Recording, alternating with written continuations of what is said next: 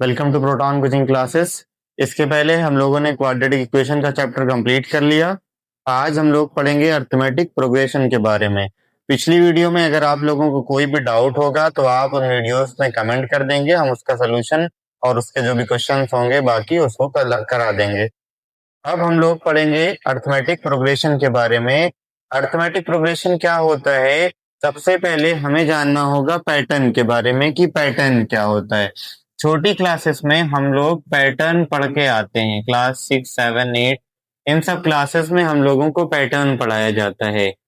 Pattern क्या होता है जानने की देखा होगा आपने, जैसे 10 है, 20 है, 30 है, ऐसे ही नंबर दिए रहते थे। हमें कहा जाता था आगे के 4 नए टर्म लिखिए, या फिर हमें दे दिया गया 300, 250, 200, 150 ऐसे ही दे दिया गया और कहा गया इनके आगे के नए टर्म्स लिखिए। तो हम इन टर्म्स को जोड़ करके एक फिक्स नंबर को या फिर घटा करके आगे के नए टर्म लिख देते थे। ये छोटी क्लासेस में था, लेकिन यहाँ पर हमें एक पूरी की पूरी सीरीज बनानी होगी और उस सीरीज को किस तरीके से हम सॉल्व करेंगे, उस पैटर्न को क्या बोलेंगे, जो पैटर्न अभी तक नाम होता था अब उसी पैटर्न को यहाँ पे अर्थमेटिक प्रोग्रेशन के नाम से जाना जाएगा। तो बेसिकली अर्थमेटिक प्रोग्रेशन जो होता है उसमें किसी एक फिक्स नंबर को जोड़ा या घटाया जाता है। पहले वाले टर्म में कोई भी फिक्स नंबर अगर हम जोड़ या घटा रहे हैं तो वो हमारे लिए क्या कहलाता है, एपी कहलाता है। जैसे यहाँ पर एक नंबर हमें दिया हुआ है 10, 10 के बाद आ गया 20, तो 10 में ऐसा क्या ऐड हुआ कि 20 हो गया, तो बेसिकली 10 ऐड हुआ। फिर उसके बाद 20 से हम सीधे चले गए 30 के ऊपर, यानी इसमें भी हमें जो है 10 ऐड किया तो हमें 30 मिल गया। इसके आगे का टर्म लिखने के लिए हम फिर 10 ऐड कर देंगे तो हमें 40 मिल जाएगा। तो ये एक पैटर्न को फॉलो कर रहा है कि एक फिक्स नंबर हर पीछे वाले नंबर में ऐड करते जा रहे हैं तो हमें आगे का नंबर मिल रहा है। इसी तरीके से दूसरे वाले में अगर हम देखें तो 300 है, उसके बाद 50 कम हो गया तो ये 250 है। तो यहाँ से यहाँ तक जाने में ये रिड्यूस हो रहा है, -50 हो गया। फिर यहाँ से यहाँ तक जाने में फिर -50 हो गया। फिर यहाँ से यहाँ तक जाएंगे तो -50 हो जाएगा। इसके आगे अगर हम जाएंगे तो फिर हमें 50 माइनस करना होगा और हमें 100 मिल जाएगा। तो इन दोनों पैटर्न में अगर हम देखेंगे तो एक खास बात यह है कि एक फिक्स नंबर हम ऐड करते जा रहे हैं तो हमें आगे का टर्म मिल रहा है, और नीचे वाले में एक खास नंबर को हम सब्ट्रैक्ट करते जा रहे हैं, एक फिक्स नंबर को सब्ट्रैक्ट कर रहे हैं तो हमें उसके बाद के नंबर्स मिल रहे हैं। तो एपी की जो डेफिनेशन है वो बेसिकली वही है कि किसी भी बाद वाले नंबर में प्रीसीडिंग टर्म में कोई भी फिक्स नंबर हम या तो ऐड करें या तो सब्ट्रैक्ट करें, हमें जो पैटर्न मिलेगा वही पैटर्न हमारा कहलाता है अर्थमेटिक प्रोग्रेशन। हिंदी में इसी को हम बोलते हैं समानांतर श्रेणी। और इसमें जो पहला होता है टर्म होता है वो हमारे लिए कहलाता है फर्स्ट टर्म कहलाएगा, और वो जो फिक्स्ड नंबर होता है वो हमारे लिए क्या कहलाएगा, फिक्स नंबर को हम बोलते हैं यहाँ पे कॉमन डिफरेंस। कॉमन डिफरेंस के नाम से हम जानते हैं, और फर्स्ट टर्म को हम ए से डिनोट करते हैं, कॉमन डिफरेंस को हम डी से डिनोट करते हैं। किसी भी एपी को बनाने के लिए, फॉर्म करने के लिए हमें यही फर्स्ट टर्म और अगर कॉमन डिफरेंस मालूम है तो हम एक फाइनाइट या इनफाइनाइट एपी क्रिएट कर सकते हैं। इसके बाद आता है कि एपी की जो टर्म है कितने टाइप की होती है। तो एपी जो है बेसिकली दो टाइप की होती है। पहली होती है हमारे लिए फाइनाइट एपी। फाइनाइट एपी क्या होता है, जिसके अंदर टर्म्स यानी कि नंबर ऑफ टर्म जो है वो काउंटेबल होगी, वो हमारे लिए कहलाएगा फाइनाइट एपी। जैसे हमने लिखा 2, 4, 6, 8, 10, उसके बाद हमने यहाँ पे स्टॉप कर दिया। तो ये एपी हमारे लिए क्या कहलाएगी, फाइनाइट एपी कहलाएगी। जिस भी एपी के टर्म्स काउंटेबल होंगे वो हमारे लिए फाइनाइट एपी कहलाएंगे। दूसरा होता है हमारे लिए इनफाइनाइट एपी। इनफाइनाइट एपी क्या होती है, जिस एपी के अंदर में इनफाइनाइट टर्म होंगे, यानी बहुत सारे टर्म वो चलते चले जा रहे हैं, डॉट डॉट डॉट ये इंडिकेट करता है कहीं नहीं खत्म हो रहे। तो जिस एपी के अंदर अनकाउंटेबल, हम गिन ही नहीं सकते, इतने ज्यादा टर्म हो, वो हमारे लिए क्या कहलाएगा? इनफाइनाइट अर्थमेटिक प्रोग्रेशन कहलाएगा। तो एपी की जो डेफिनेशन निकल के आई वो ये है कि an arithmetic progression is a list of number. Arithmetic progression numbers की एक ऐसी लिस्ट होती है जिसमें हम एक फिक्स नंबर या तो ऐड करते हैं या तो सब्ट्रैक्ट करते हैं टू द प्रीसीडिंग टर्म, यानी पहले वाले टर्म में हम एक नंबर को या तो ऐड करेंगे या तो सब्ट्रैक्ट करेंगे, तो हमें क्या मिल जाएगा? एक अर्थमेटिक प्रोग्रेशन मिल जाएगा। और फर्स्ट वाले टर्म को छोड़ करके तो हम एक एपी बना सकते हैं। फर्स्ट टर्म को डिनोट करते हैं हम ए से, और कॉमन डिफरेंस ये ए हमारा क्या है? फर्स्ट टर्म होता है, और कॉमन डिफरेंस को हम यानी फिक्स नंबर को हम जो है डी से डिनोट करते हैं। कॉमन डिफरेंस को हम डिनोट करते हैं डी से। इसी ए और डी का यूज करके हम पूरी की पूरी एक नई एपी बना सकते हैं। फॉर एग्जांपल के लिए ए प्लस डी, ए प्लस 2d, ए प्लस 3d, ए प्लस 4d, ऐसे जितने चाहे हम उतने टर्म बना सकते हैं। ये हमारे लिए फर्स्ट टर्म होगा, ये हमारे लिए सेकंड हो जाएगा, ये हमारे लिए थर्ड टर्म हो जाएगा, ये हमारे लिए फोर्थ टर्म होगा, और ये हमारे लिए फिफ्थ टर्म हो जाएगा। फर्स्ट टर्म हमेशा ए होगी। किसी भी एपी को बनाने के लिए हमारे पास ए और डी का होना जरूरी है। और एपी की जो शक्ल होगी वो कुछ इस तरीके से दिखती है कि एक फिक्स नंबर हम ऐड करते चले जाएं या सब्ट्रैक्ट करते चले जाएंगे तो हमें अर्थमेटिक प्रोग्रेशन मिल जाएगा। इतनी इंफॉर्मेशन का यूज करके हम एक्सरसाइज 5.1 को सॉल्व कर सकते हैं। अब आते हैं हम लोग एक्सरसाइज 5.1 के पहले क्वेश्चन पे, जिसमें कह रहा है the taxi fare after each kilometre when the fair is 15 rupees for the first kilometre and 8 kilometre for each additional kilometre. यानी एक टैक्सी वाला है, पहले की 15 रुपए ले रहा है वो 1 किलोमीटर जाने का, फिर उसके ऊपर आप एक्स्ट्रा जितना जाएंगे वो 8 रुपए एक्स्ट्रा हमसे लेगा। हमें ये बताना है कि क्या ये एपी में है या नहीं है, हमें ये बताना है उसको। तो हम सबसे पहले करेंगे, मान लेंगे फर्स्ट किलोमीटर हम गए, 1 किलोमीटर हम गए उसके साथ, 1 किलोमीटर का हमने उसे दे दिया 15 रुपए, ये 1 किलोमीटर का था। फिर हम सेकेंड टर्म में गए 2 किलोमीटर, 2 किलोमीटर जाने के लिए 15 रुपए तो हमें देना ही देना है, लेकिन कह रहा है 1 किलोमीटर से एक्स्ट्रा जब आप जाएंगे तो आपको 8 रुपए एडिशनल चार्ज देना होगा। तो 8 रुपए जुड़ करके यानी हमें 23 रुपीज देना होगा। तीसरा केस ये बन रहा है कि मान लीजिए थर्ड टर्म पे हम गए तो हम 3 किलोमीटर गए, 3 किलोमीटर गए यानी 15 रुपए पहले किलोमीटर का हो गया, 8 रुपए दूसरे किलोमीटर का हो गया, फिर 8 रुपए हमें तीसरे किलोमीटर का हो गया, यानी टोटल हमें कितना पे करना हुआ? 31 पे करना हुआ।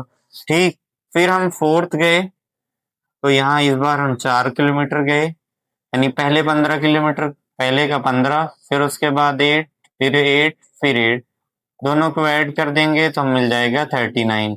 तो ये एक पैटर्न फॉलो हो रहा है, और पैटर्न में देखिए पहला टर्म हमारा 15 है, दूसरा हमारा 23 है, तीसरा हमारा 31 है, और चौथा हमारा 39 है। ऐसे कंटिन्यू हम चलते चले जाएंगे तो इसका लास्ट टर्म भी हमें नहीं मालूम है, तो ये हमारे लिए एक इनफाइनाइट एपी हो जाएगा। फाइनाइट और इनफाइनाइट एपी का कॉन्सेप्ट मैंने शुरू में बता दिया है। तो 15 हो गया, 23 हो गया, 31 हो गया, 39 हो गया। इसमें एक फिक्स नंबर ऐड कर रहे हैं, वो फिक्स नंबर हमारा क्या है? 8 हो गया। 8 हमारे लिए कॉमन डिफरेंस हो जाएगा, और शुरू में हम 15 दे रहे हैं तो ए हमारे लिए 15 हो गया, और 15 ही हमारा फर्स्ट टर्म है। तो ये हो गई हमारी एपी। अब आते हैं 1 के सेकंड पार्ट पे, जिसमें कह रहा है the amount of air present in a cylinder when vacuum pump remove 1/एयर of the remaining cylinder at a time.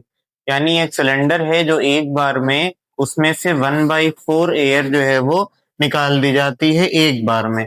हमें बताना है कि क्या वो एपी को फॉर्म करता है या नहीं करता। सबसे पहले हमें पता नहीं है कि सिलेंडर में हवा कितनी फिल है, तो हम मान लेंगे सिलेंडर में जो एयर है, let be the air volume in cylinder, वो हमने मान लिया कि x है।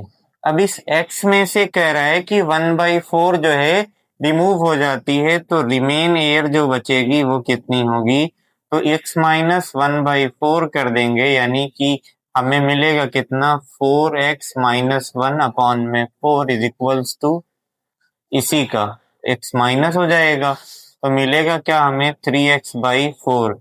दूसरी बार में पहले हमारी x थी 1/4, उसमें से निकाल दिया गया तो 3x/4, फिर इसमें से इसका 1/4 निकालेंगे तो ये बन जाएगा हमारा 9x/16, यानी पावर के फॉर्म में आगे बढ़ता रहेगा। सिमिलरली करके हम लिख रहे हैं, सिमिलरली स्टार्टिंग में जो थी वो हमारे लिए x थी, फिर उसके बाद वो 3x/4 हो गई, फिर दूसरी बार में निकालेंगे तो इसी का स्क्वायर हो जाएगा, फिर तीसरी बार में जाएंगे हम तो इसी की पावर बढ़ती जाएगी, और एंड सो ऑन ये चलता रहेगा। तो यहाँ पर अगर हम देखें तो कोई भी फिक्स नंबर हमें जोड़ने या घटाने पर नहीं मिल रहा, जो भी चेंजेस आ रहे हैं वो इसकी पावर पे हो रहा है। जबकि एपी कहती है कि प्रीसीडिंग टर्म में हम किसी भी एक फिक्स नंबर को ऐड करें या सब्ट्रैक्ट करें, वो हमारे लिए क्या कहलाएगा, एपी कहलाएगा। तो यहाँ पे हमें ऐसा कुछ नहीं दिख रहा, तो ये हमारे लिए एपी में नहीं होगा, लिख देंगे आर नॉट इन एपी, यानी अर्थमेटिक प्रोग्रेशन, और यही हमारे लिए रिजल्ट है। अब आते हैं हम क्वेश्चन नंबर सेकंड पे। क्वेश्चन नंबर सेकंड कह रहा है right the first 4 term of the AP. हमें एपी बनानी है, उसके आगे के 4 टर्म बनाने हैं। फर्स्ट टर्म हमें दिया हुआ है, कॉमन डिफरेंस दिया हुआ है, सबका फर्स्ट टर्म कॉमन डिफरेंस हमें मालूम है। हमें इन फर्स्ट टर्म और कॉमन डिफरेंस का यूज करके 4 नए टर्म बनाने हैं। हमने कहा था कि किसी भी एपी को फॉर्म करने के लिए फर्स्ट टर्म और कॉमन डिफरेंस का होना बहुत ही ज्यादा जरूरी है। तो फर्स्ट टर्म हमारी ए दिया हुआ है 10, सेकेंड टर्म को हम लिखते हैं a+2d, तो ये हो जाएगा a की वैल्यू हमारे पास गिवन में दी हुई है 10 और d की वैल्यू दिया हुआ है 10, ऐड कर देंगे हो जाएगा 20। फिर उसके बाद थर्ड टर्म आएगा a+2d। जो भी टर्म हमें पता करनी होगी d की वैल्यू हमेशा उससे एक कम होगी। हमें थर्ड टर्म चाहिए होगा तो a+2d करेंगे। a की वैल्यू हमें पता है 10, d की वैल्यू भी 10 दी हुई है, ऐड कर देंगे तो मिलेगा 10+20 इज इक्वल्स टू हो जाएगा हमारे लिए ये 30। अब हमें थर्ड टर्म के बाद फोर्थ टर्म निकालना है, तो फोर्थ आ रहा है तो d की जो वैल्यू होगी यहाँ पे 3d आ जाएगा, यानी 10+3 multiply by 10 is equals to 10+3 multiply by 10, ये हो जाएगा हमारा 40। फिर हम निकाल लेंगे यहाँ से फिफ्थ टर्म, निकल के आएगा हमारा 10+4 multiply by 10 is equals to 10+40, और ये हो जाएगा हमारा 50। मिला क्या हमें, हमारी जो एपी बनी वो 10, 20, 30, 40, और ये हमारा 50 एंड सो ऑन। यही हमारे 4 टर्म चाहिए थे हमें, और हमने 4 टर्म निकाल दिया, यही हमारे लिए रिजल्ट है। थर्ड पार्ट पे इसके आएंगे, कॉमन डिफरेंस प्लस में माइनस में दिया हुआ है और फर्स्ट टर्म हमारा प्लस है, इसको कैसे निकालेंगे। ए की वैल्यू दिया हुआ है 4, यानी फर्स्ट टर्म हमारा 4 है। सेकेंड टर्म हो जाएगा a+d, यानी ए की वैल्यू 4, डी की वैल्यू माइनस होने की वजह से ये प्लस हट के माइनस हो जाएगा, और 4 में से 3 करेंगे तो आएगा 1। फिर a+2d निकालेंगे हम, ए की वैल्यू 4 हो गई, फिर हमने प्लस लगाया 2 और d की वैल्यू दिया हुआ है -3, मिलेगा क्या हमें 4 - 6, यानी ये हो जाएगा माइनस का 2। इसी तरीके से हम आगे निकालेंगे a+3d, तो हमें मिलेगा 4+2, 3 यहाँ पे आ जाएगा -3, ये हो जाएगा -9, यानी ये हो गया -5।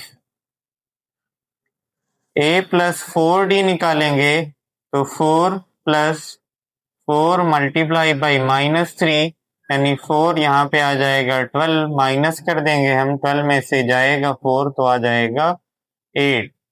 फिफ्थ टर्म निकालेंगे तो a+5d, ये हो जाएगा हमारे लिए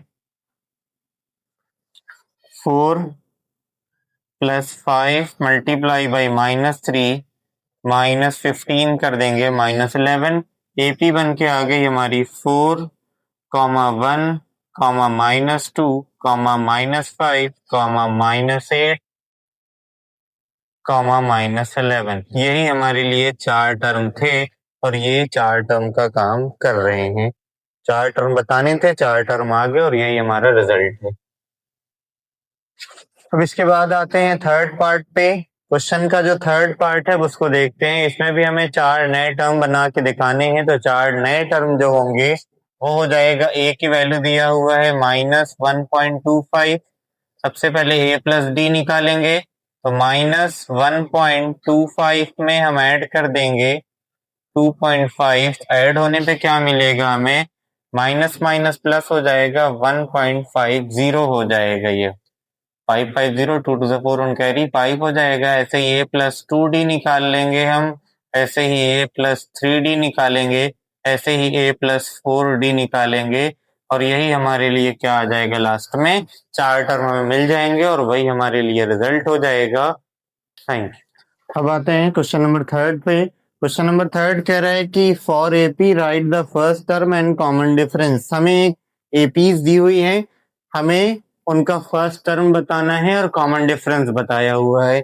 तो जो सबसे फर्स्ट पे होगा, जो सबसे आगे होगा, वही हमारे लिए क्या कहलाता है, फर्स्ट टर्म कहलाता है और इसको हम ए से डिनोट करते हैं। तो इसमें सबसे आगे क्या है, 3 है, तो फर्स्ट टर्म क्या हो जाएगा हमारा, इसको हम ए से डिनोट करते हैं, यानी ए की जो वैल्यू आ गई वो हमारी 3 आ गई। उसके बाद हमें कॉमन डिफरेंस निकालना है। कॉमन डिफरेंस को हम लोग डी से डिनोट करते हैं। कॉमन डिफरेंस को डी से निकालने का जो फॉर्मूला होता है, सेकेंड टर्म में से हम फर्स्ट टर्म को माइनस करेंगे। ये हमारा A1 होता है, ये हमारा A2, ये हमारा A3 और ये हमारा A4 होते हैं। A2 में से A1 को जब माइनस कर देंगे तो हमें कॉमन डिफरेंस मिल जाएगा। A2 की वैल्यू दिया हुआ है हमें 1 और A1 की जो वैल्यू दिया हुआ है वो 3 और 3 में से 1 जाएगा तो -2 हमारा आ जाएगा, यानी कॉमन डिफरेंस निकल के आ गया हमारा 2 और फर्स्ट टर्म हमारा निकल के आ गया 3। यही हमारा रिजल्ट है। इसी तरीके से इसमें भी देखेंगे तो सबसे पहले क्या है, 5 है और जो सबसे आगे होगा वही फर्स्ट टर्म होगा। तो ए की वैल्यू क्या आ गई, 5, यानी फर्स्ट टर्म हमारा 5 आ गया। कॉमन डिफरेंस निकालने के लिए सेकेंड टर्म में से फर्स्ट टर्म को माइनस करते हैं, यानी डी निकालने का तरीका है A2 माइनस A1। A2 की वैल्यू -1, सब्ट्रैक्ट वाला माइनस, और A1 हमारा पहले से माइनस में है तो -1 माइनस माइनस ये प्लस हो जाएगा। 5 में से 1 को माइनस करेंगे 4 हो जाएगा, यानी कॉमन डिफरेंस हमारा कितना आ गया, 4 आ गया। इसी तरीके से इसमें फाइंड करेंगे हम, तो ए की जो वैल्यू है वो क्या है हमारी दी हुई, 0.6 है। ए हो गया फर्स्ट टर्म हमारा। कॉमन डिफरेंस निकालने के लिए फिर सेकेंड टर्म में से माइनस कर देंगे फर्स्ट टर्म को, तो हमें क्या मिलेगा, सेकेंड टर्म 1.7, फर्स्ट टर्म 0.6, दोनों को माइनस करेंगे तो हमें मिलेगा 1.1, यानी कॉमन डिफरेंस हमारा निकल के क्या आया, 1.1। ठीक, तो कॉमन डिफरेंस निकालना होगा जब भी हमें, तो दूसरे वाले टर्म में से फर्स्ट टर्म को माइनस कर देंगे, हमारा कॉमन डिफरेंस निकल जाएगा। अब आते हैं क्वेश्चन नंबर 4 पे। क्वेश्चन नंबर 4 कह रहा है which of the following are AP, find the common difference, write 3 terms. इनमें से कौन से जो है एपी में है और हमें बताना है कि कॉमन डिफरेंस क्या होगा, और अगर वो एपी में है तो उनके आगे के 3 नए टर्म हमें बताने होंगे। सबसे पहले फर्स्ट वाले को देखेंगे, इसका फर्स्ट टर्म हमें दिया हुआ है 2। किसी भी चीज को चेक करने के लिए क्या वो एपी में है, हम चेक करेंगे क्या सबका कॉमन डिफरेंस एक जैसा है कि नहीं। तो सबसे पहले हम कॉमन डिफरेंस निकालेंगे A2 माइनस A1 करके। A2 की वैल्यू क्या है, जो सेकेंड टर्म होगा वो A2 होगा, जो फर्स्ट टर्म होगा वो हमारे लिए A1। 4 माइनस 2 करेंगे तो हमें 2 मिल जाएगा, ये फर्स्ट कॉमन डिफरेंस हो गया, D1 नाम दे दिया। इसी तरीके से दूसरा कॉमन डिफरेंस जिसे हम D2 नाम देंगे, उसके लिए हम A3 माइनस A2 निकालेंगे। A3 की वैल्यू दिया हुआ है 8 और A2 की वैल्यू दिया हुआ है 4। 8 में से 4 जाएगा तो D2 यानी कि सेकंड कॉमन डिफरेंस आ गया 4। फर्स्ट कॉमन डिफरेंस 2 है, सेकंड कॉमन डिफरेंस हमारा 4 है, तो D1 not equals to D2 है। इसका मतलब ये हमारे लिए एपी में नहीं है, लिख देंगे आर नॉट इन एपी। इसी तरीके से सेकंड वाले पे आएंगे तो फर्स्ट टर्म हमारा 2 दिया हुआ है, कॉमन डिफरेंस चेक करेंगे कि क्या ये एपी में है कि नहीं।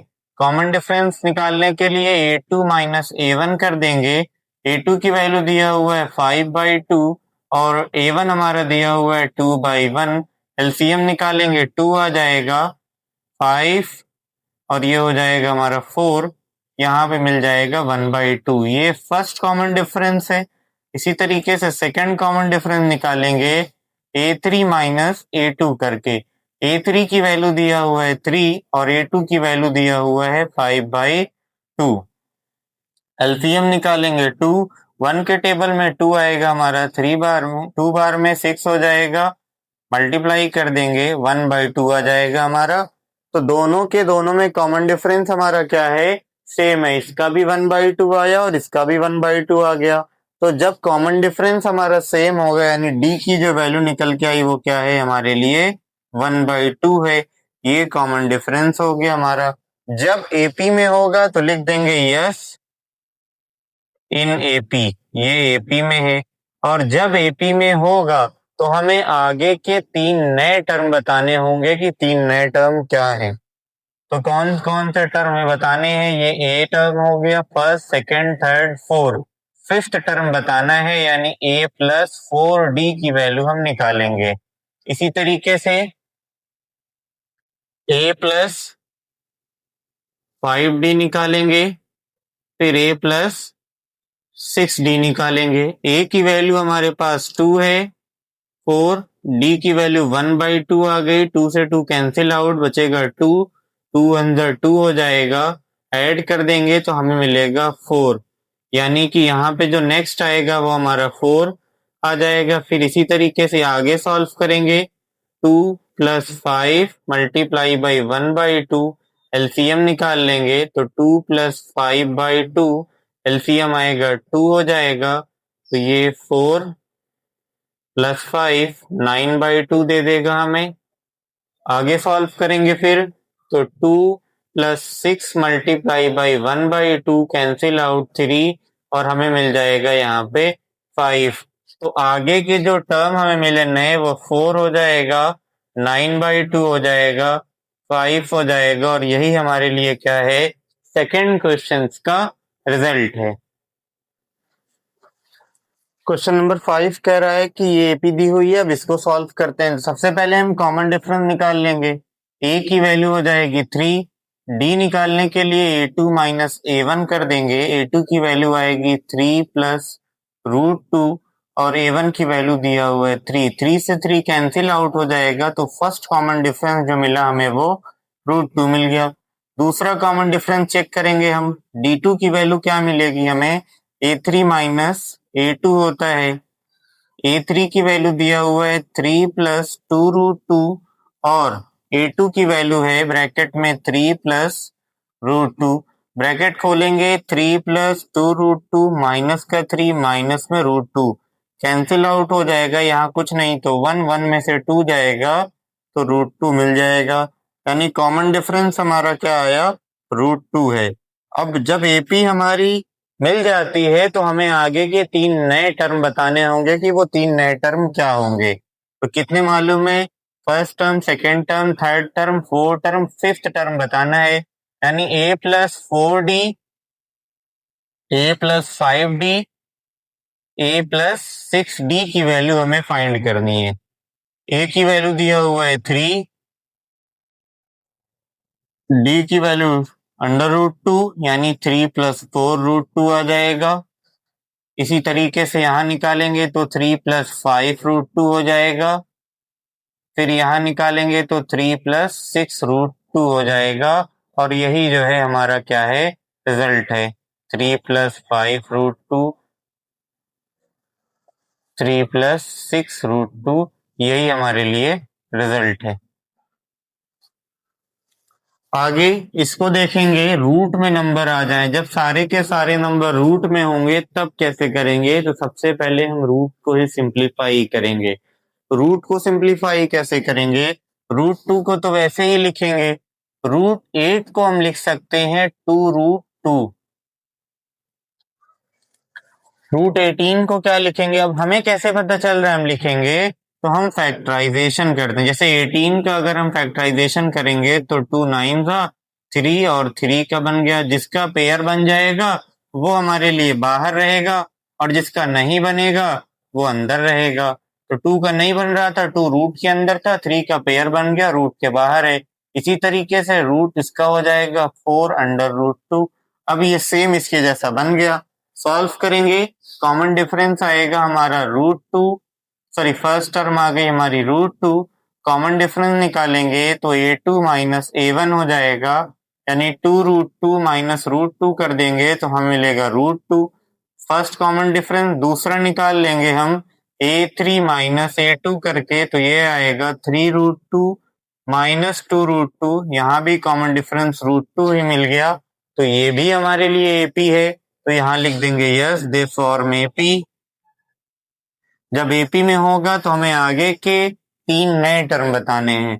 3 नए टर्म कौन कौन से होंगे, first second third fourth fifth term हमें बताना है।